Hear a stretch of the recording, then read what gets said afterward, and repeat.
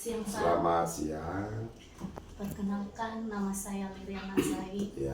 Saya mahasiswa UP BCJ Medan Mhm. yang saat ini sedang mengambil mata kuliah metode penyuluhan pertanian dan diwajibkan kepada kami untuk melaksanakan praktek di lapangan. Dengan judul praktek yang saya ambil yaitu penerapan metode penyuluhan pertanian. Dan izinkanlah saya untuk mewawancarai Bapak yang berkaitan dengan praktek saya ini. Baik, terima kasih kepada adik kami mahasiswa UT ya, Iya. dari UP BCJ Medan. Iya, Pak. Sebenarnya di sini sudah banyak dan mungkin giliran adik untuk mengunjungi kami di BPP ini, dan sangat kami berterima kasih atas kedatangannya. Sesuai dengan tadi judul partainya, ini sangat penting. Inti daripada ini semua bagian pertanian ini, kita sebagai penyuluh harus kita menguasai yang namanya penerapan ini.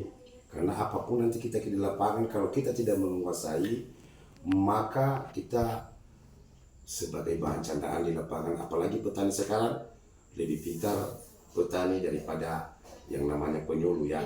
Karena ini sekarang era digital. Masalah waktu tadi buat kami tidak bermasalah. Sudah mampu kami akan diwawancarai di sini, kami siap. Asalkan jangan nanti menjadi bahan bumerang atau disalah dimanfaatkan di masa-masa yang akan datang. Baik, Pak, terima kasih atas penerimaan kepada kami. Dan ada pepatah mengatakan tak kenal maka tak sayang. Jadi Pak, saya juga kepingin mengenal identitas Bapak. Baik, nama saya Otani Egea. Jadi jabatan saya di sini di BPP Tuin Birwa ini POPT, pengamat, dan merangkap menjadi penyuluh, tenaga penyuluh juga. Karena di daerah ini terbatas yang namanya penyuluhan. Makanya kami dari dinas diwajibkan untuk merangkap kerja di sini. Lokasi kerja saya di sini BPP Tuin Birwa, Kecamatan Tuin Birwa, Desa Banuagia, WKPP Lelemboli.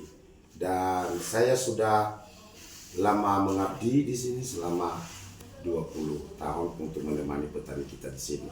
Kebetulan di daerah saya budidaya padi sawah semua. Oke, Pak. Baik, Pak, ada masuk pada pertanyaan inti. Saya akan menanyakan kepada Bapak bagaimana tahapan pelaksanaan penyuluhan yang Bapak laksanakan dengan metode demonstrasi cara pada budidaya padi sawah. Di sini kita ada tahapannya ya. Yang namanya penyuluhan, apalagi sudah ditentukan ya metode melalui demonstrasi cara. Jadi sebelum kita melakukan penyuluhan itu, kita mengidentifikasi potensi wilayah dulu. Nah, istilahnya di daerah penyuluhan itu apa yang basisnya? Padi sawah kah? Perkebunan kah? Atau hortikultura? Nah, kita masuk ke kebetulan di lahan saya itu, di wilayah saya itu padi sawah. Dan saya mengidentifikasi yang namanya teknologi. Ya, saya cerita mengenai teknologi dulu. Dulu pertama saya masuk kerja di sini, ya mulai dari pengolahan lahan, ya istilahnya mereka itu masih nol, mereka masih sistem tradisional. Sehingga saya mengambil demonstrasi cara itu ya, mulai dari pengolahan tanah dulu, dan belum lagi teknologi lainnya. Ya, itu saja. Baik, Pak, untuk pertanyaan selanjutnya, apa alasan Bapak memilih metode demonstrasi cara dibanding metode lainnya, Pak? Saya memilih itu karena ya kadang-kadang petani ini demonstrasi cara ini lebih tepat ketimbang yang lain. Mungkin adik-adik kami sudah diajarin ya beberapa metode penyuluhan itu. Yang salah satunya adalah demonstrasi cara. Nah, kita melakukan itu, kita tadi sudah mengidentifikasi wilayah. Dan seperti saya, ya kadang-kadang petani ini kalau tidak melihat dengan kepala mata sendiri, mereka tidak yakin. Nah, di sini saya melakukan metode ini, istilahnya saya melibatkan diri. contoh kecilnya saja pengolahan tanah sempurna. Yang sebelumnya mereka itu TOT. Dan kita harus menerapkan ke mereka bagaimana itu yang namanya pengolahan tanah itu. Dan saya memberikan contoh langsung, ya. Dan kadang saya menggunakan yang namanya berupa brosur. Dan yang lebih tepatnya kita harus membuat contoh, ya. Itu yang namanya demonstrasi cara. Bagaimana yang namanya mengolah tanah, bagaimana yang namanya penanaman dengan sistem legowo.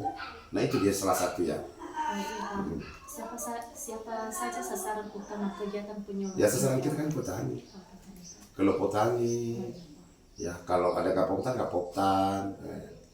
Materi apa saja yang Bapak sampaikan dalam kegiatan demonstrasi ini, Pak? Ya itu materinya tadi.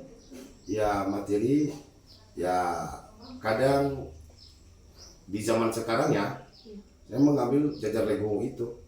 Jadi istilahnya saya menggambar ke mereka itu pakai alat peraga saya. Nah begini ya. Kadang-kadang petani kita ngomong 4121 itu ya kadang nggak mengerti. Jadi dengan saya memberikan berupa diskusi dulu, saya langsung demonstrasi cara. Oh ini dia, kami turun ke lapangan. Gitu. Bagaimana juga respon petani Pak terhadap kegiatan ini? Oh sangat bagus, karena kan mereka istilahnya meringankan pekerjaan ya. Saya ambil mengangkat satu contoh itu tadi legowo. Mereka itu istilahnya harga biaya benihnya itu hemat ya.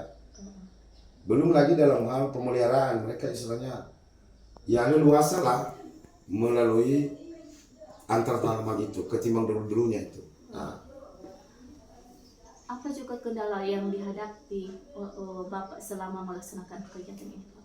kendala banyak ya. Yang namanya petani ya mungkin adik-adik nanti ya puji Tuhan atau insya Allah kata orang seberang itu ya udah tamat dari kuliah ini ya jadi penyuluh. Dan banyak masalah yang dihadapi. Ya namanya pro dan kontra. Ya, kadang petani itu kan SDM-nya kurang, tidak mengerti apa yang kita sampaikan ya. Dia nggak menerimanya kita. Tapi ada juga petani ya mungkin mereka ada pengalaman itu. Ya dengan kita hadir kita nyambung dan nggak usah kita urus yang tidak mengakui kita di situ.